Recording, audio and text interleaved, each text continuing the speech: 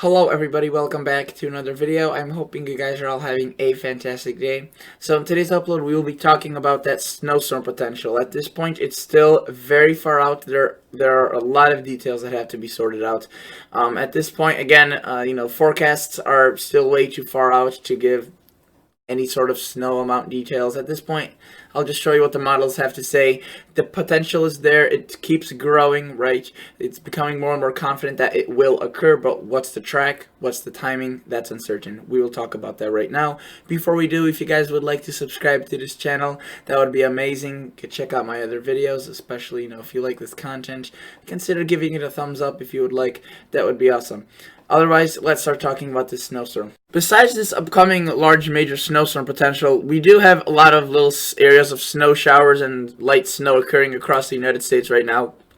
We are in a relatively snowy pattern, to be honest with you. It doesn't look significant if you're just to look at the radar or the snowfall amounts, but there are a relatively good amount of areas that have seen decent amounts of snow, and we could see that being proved by quickly just taking a look at the snowfall reports. Notice we have one right there on the border between Alaska and British Columbia.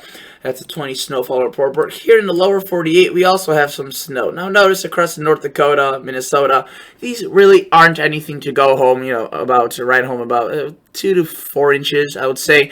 Most locations under 3 inches. We did have some higher amounts right there across Rapid City, or close to Rapid City, not actually Rapid City.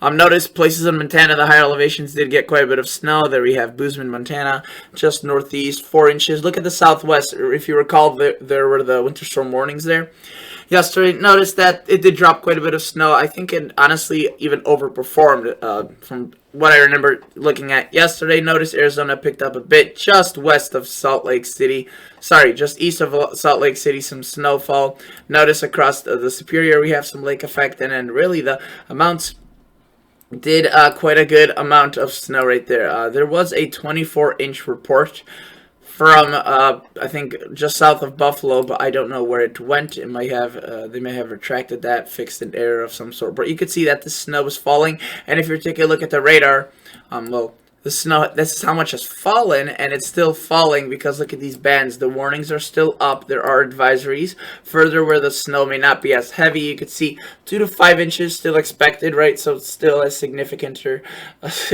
amount. Notice right off of Lake Erie, we do have potential for heavy snow, right? They already had heavy snow. The band is still going.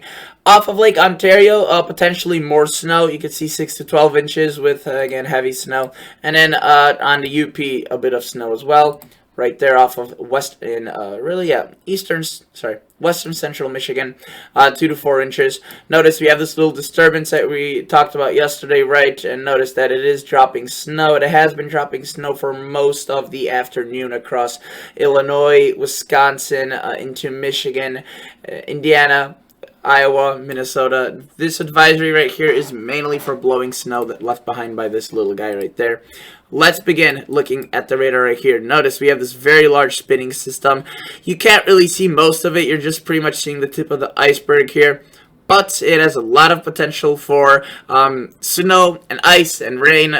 Ice and snow would be obviously to the upper elevations, and potentially, again, out into the plains, Illinois, Iowa, Missouri, Minnesota, once we get towards the weekend time frame. Notice that across northern New Mexico, we do have winter storm warnings issued. Right, that is mainly from the event that already occurred. If you see, it says 5 to 10 inches, right, but it's in effect till 5 p.m. today, which is really in just a few hours, so that's mainly over with still some light snow occurring. Notice we do have this rain now pushing into portions of California, again Las Vegas, Los Angeles potentially in for some rain. Notice into Arizona as well, we do see that rain and snow pushing in. Flagstaff seeing some snow. Notice there is a winter weather advisory across the mountains just north and east of Los Angeles. A bit of snow, doesn't look too heavy, but up to 8 inches as you go higher in elevated areas. Slippery travel across western Texas right here as well. Really southwestern Texas. Not much snow, up to an inch, but a quarter of an inch of ice potentially, which obviously would impede on travel. Let's start tracking the system off. Oh, I do want to say one more area that is under advisories. Virginia, notice that this is from 1 a.m. to 1 p.m. Wednesday, 2 to 5 inches. So again, they've seen actually not bad amounts for those elevated areas. They've seen winter storm warnings and advisories for the past few days on and off. Notice, and that's what's going to happen right there. That little area. Notice that we have a giant clipper, right? Nothing compared to what we have going on right now, swooping across the Canadian prairies. And what this does is essentially brings in warm air for much of Illinois, Iowa, Missouri, Kansas, Nebraska, and into the west as well. And this will bring a bit of warm air up the East Coast as well. But notice what we have going on in the next few hours across the Northeast. The system we have right now, it tries developing a system off the coast, and it actually does, but it's just too far off to bring any significant snow to the Northeast. But if you live across the Northeast, be wary, because we could have some showers across New York City, potentially even Long Island. Notice there is some rain mixing in with there. That may be a bit overdone. We'll have to see. But even the coastal areas getting in some snow tomorrow early in the morning. Again, it's going to be very light, more of a flurry/shower activity rather than any snow potential. Notice it does affect portions of Atlantic Canada as that thing just spirals to the north and east. This Alberta Clipper, actually I don't know where it originates from. I would assume Alberta Clipper. Regardless, it's some sort of clipper. What it does is has very strong winds from the south and west. That does bring warm air into Ohio, Pennsylvania, Mid-Atlantic, right? But in terms of snow, precip, rain, it really doesn't do much other than bring more lake effect to the lakes. And if you've been seeing snow off the lakes today, yesterday, and the day before, you'll probably continue up until Saturday and Friday. Notice that system that is right now across the southwest, it begins ejecting this load of precip into the south, really just the very, very southern United States. And that doesn't move up the northeast coast. If you recall, there was a potential that this could maybe, slide to the north and east. Phase with that clipper earlier, there was thought of that. At this point, it's unlikely that for that to happen. Now, notice we see the energy that's still kind of remaining from this system. Really, mainly though, it's energy from a new system that comes off the western coast of the United States. Well, comes off the ocean, it hits the western coast right around landfall, probably Friday morning, early Friday morning for the Pacific time. Notice that snow, rain, Nevada, Utah, Wyoming, Salt Lake City, probably picking up some snow. There is a rain-snow line right there. Again, mountain terrain is very hard to predict. But there will be an abundance of precip for your area right there across the west, including the southwest. That's good. They need that precip. Notice what we start seeing is, though, South Dakota, Minnesota, picking up this band of snow. Now, I want to warn you guys, this is just one model. It's the GFS. And it's one model run from one model, so, it's pretty specific. And notice what it shows is light to moderate snow. This isn't very heavy snow, but it is occurring across much of the day on late Saturday into Saturday night and Sunday morning. Notice rain, snow, slate if you go further to the south. You can see, for example, this one brings the rain snow line all the way up into Illinois, northern Indiana, northern Ohio, and keeps it snow for much of Wisconsin, Michigan, Iowa, Minnesota. There are some models that bring it even further to the north, this rain snow line, but there are also an equal amount of models that bring it further to the south. Now, at this point, based on what I've been seeing and read from the National Weather Service, they're expecting this line to be mainly south of or around I-80. If you know where I-80 runs through, it's right around here. For the Midwest, I don't know exactly where it goes into the west, but it's one of those highways, and I think it starts in New York City. So they're expecting this to remain south with current models. So the GFS that I'm showing you right now is one of the models that takes it a bit further to the north. But, if there's a trend that takes it further to the north, it's completely possible we could have something like this, or even potentially warmer for Chicago, Indiana, South Bend, Cleveland. If it goes very, very far, you could see rain into Milwaukee, maybe Detroit. But if it's just a bit further to the south and potentially even very far to the south, Detroit, South Bend, Illinois, Chicago, Illinois, the same cities could be seeing snow. Something to watch for. Notice what it does do is bring some snow and ice into the northeast. And the thing I'm confident on at this point regarding this system is that there will be several waves, and there will be several pieces making the system a nightmare to predict. First off will be this thing right here. Notice, if I were to show you the ensembles, all of them are showing something like this. It ejects this piece of energy, mainly snow, and the arrangement on that is still a bit uncertain, but it's relatively good confidence that The Midwest will be picking up some snow. The plains and into the Northeast also picking up some snow into Boston, Connecticut, Rhode Island, maybe into Vermont, New Hampshire, upstate New York. But again, you can see that rain snow line mixing in with this model. And then this is the part which is tricky. You can see that this model of the GFS shows snow across the mid-Atlantic and does not bring this wave far to the north. Then right after that, we have another system starting to develop, which we'll have to watch for. But this thing, some models take this much further to the north and drop a very heavy swath of snow across these areas. And other models bring this so far to the south that it's maybe even into northern Georgia. So, yeah, the range is rather massive. Again, if I were to be, confidently say anything about this snowstorm, is this first wave is going to look similar in fashion, but again, the exact details are still relatively fuzzy.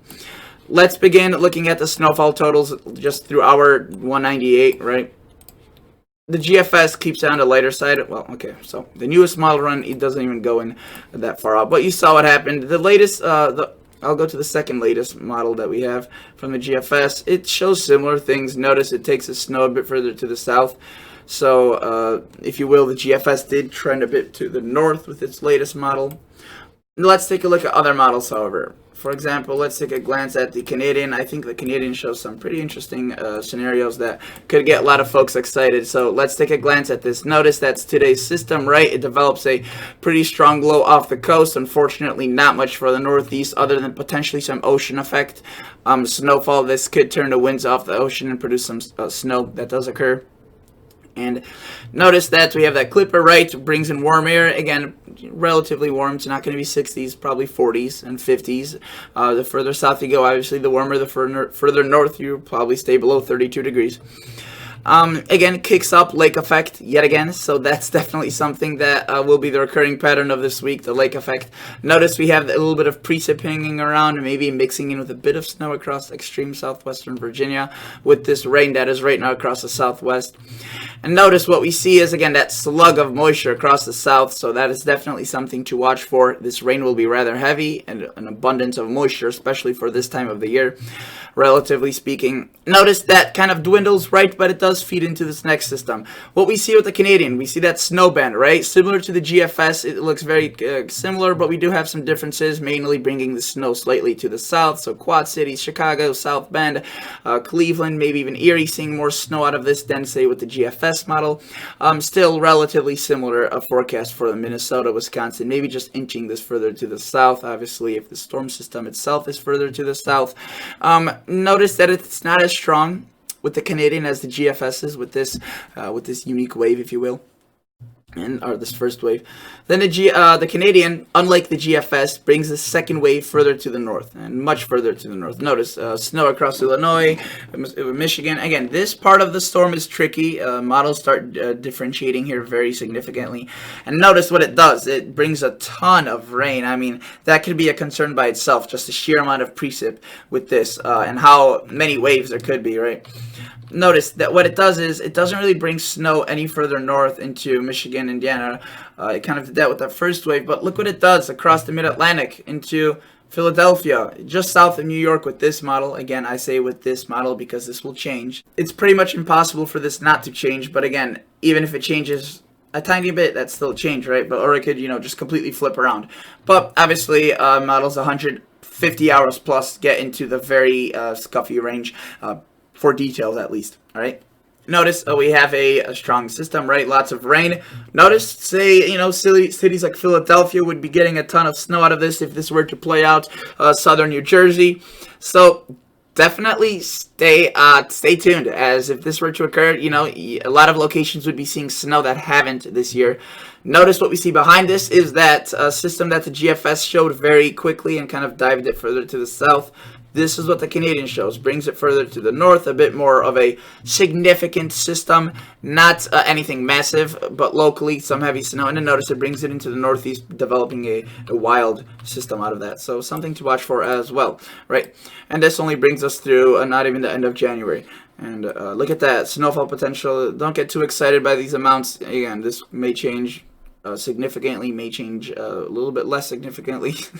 It's a bit of a guessing game, obviously. Notice the lakes obviously will be contributing to heavier amounts if you live by those bodies of water.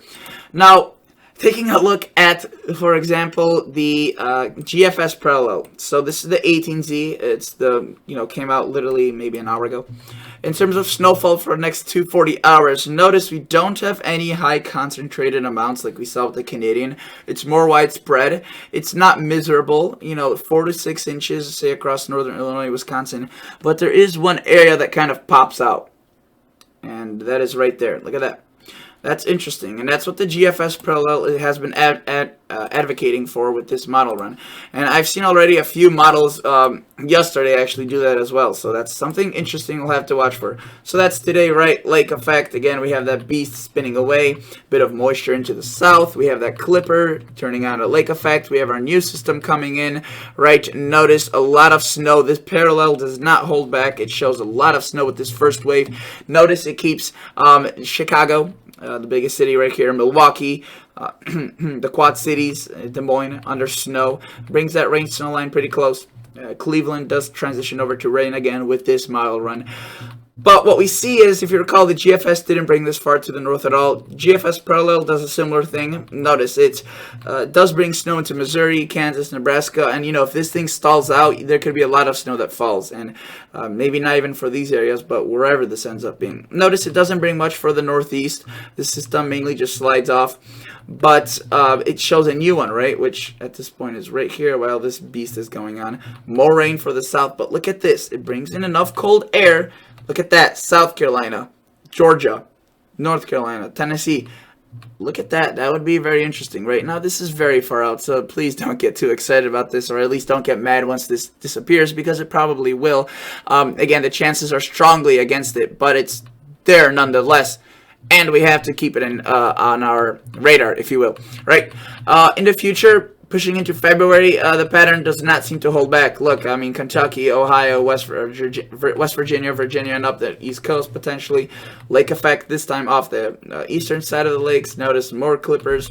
So, very, very interesting weather, to say the least, all right?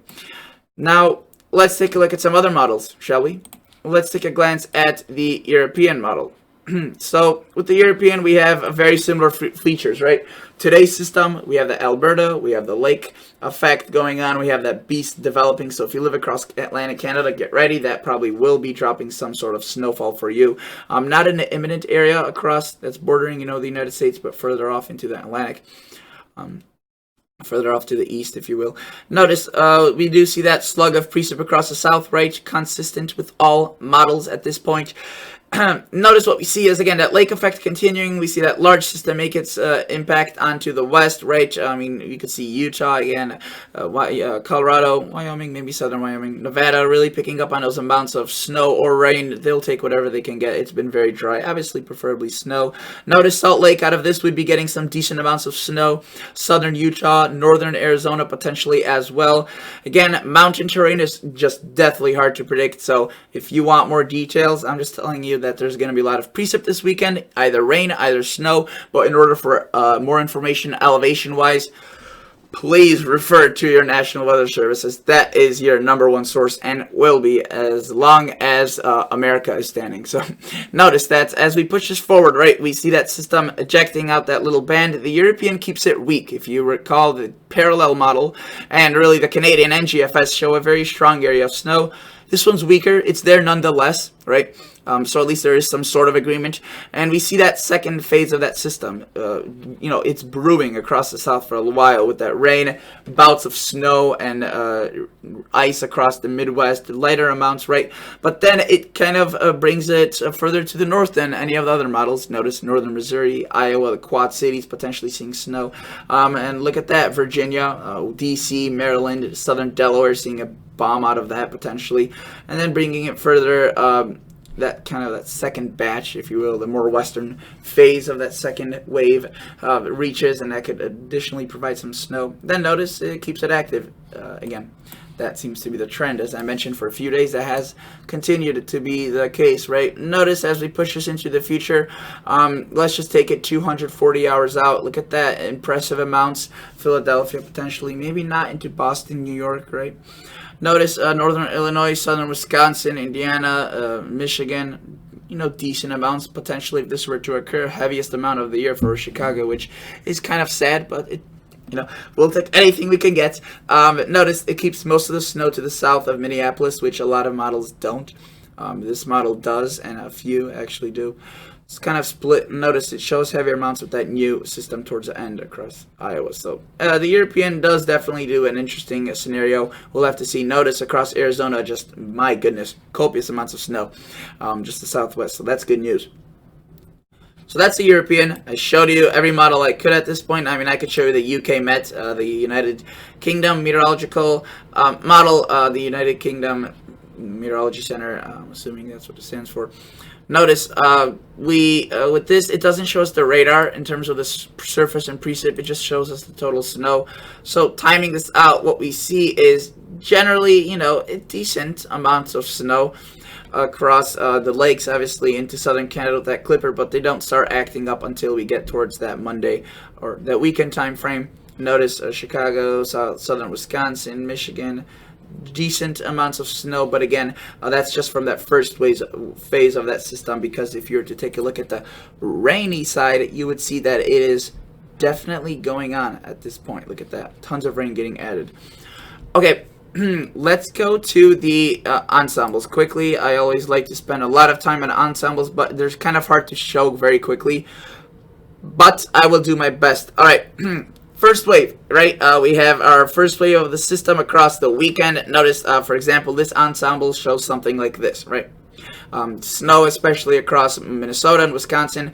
Let's just run this through. You could see that while, yes, the orientation and track of this, and really the timing as well, some keep us a bit further behind, some further ahead, it varies, but at least they agree that it's there.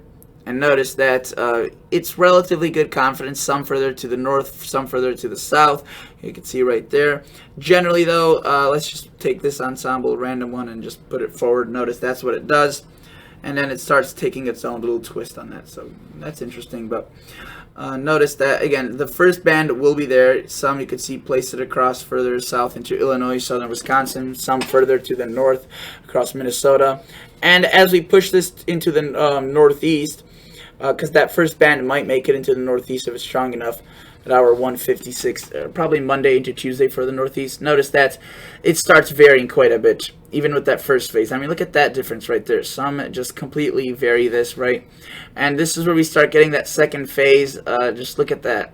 I mean, really, really low confidence, right? So this is what this model shows. I want to just stop it at this time and run it through the models. Look at this one compared to, say, that one way further to the north and east.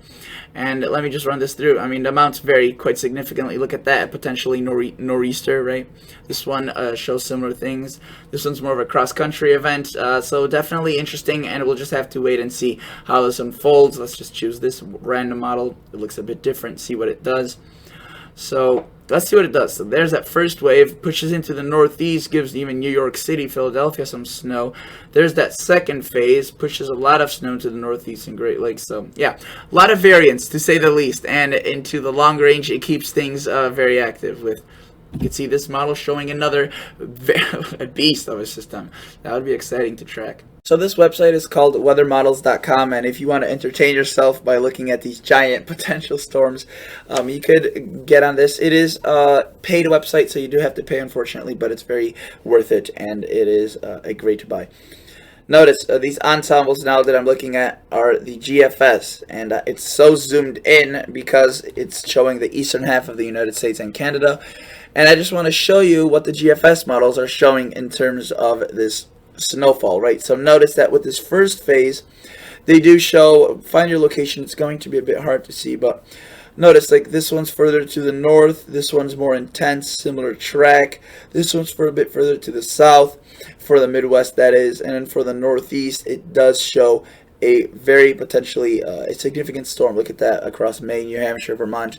So that is that would be, I think, even stemming from that first phase. That second one could potentially drop even more snow, and notice that's when the Mid-Atlantic starts getting in play. So that is something to watch for. Even the Carolinas, according to this model, similar to what the GFS parallel showed.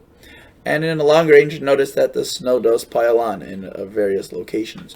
Now, I do want to quickly switch regions to the western coast, as the southwest will be getting pummeled as well, if you remember from what we saw. And notice that in terms of snowfall, most models from the GFS ensemble agree on a a copious event. Notice some keep it more active, some a bit less, but in general, there's a lot of precip, a lot of rain. Just stay tuned to your local National Weather Service, especially across these terrains where it's hard to predict, as they have the best source.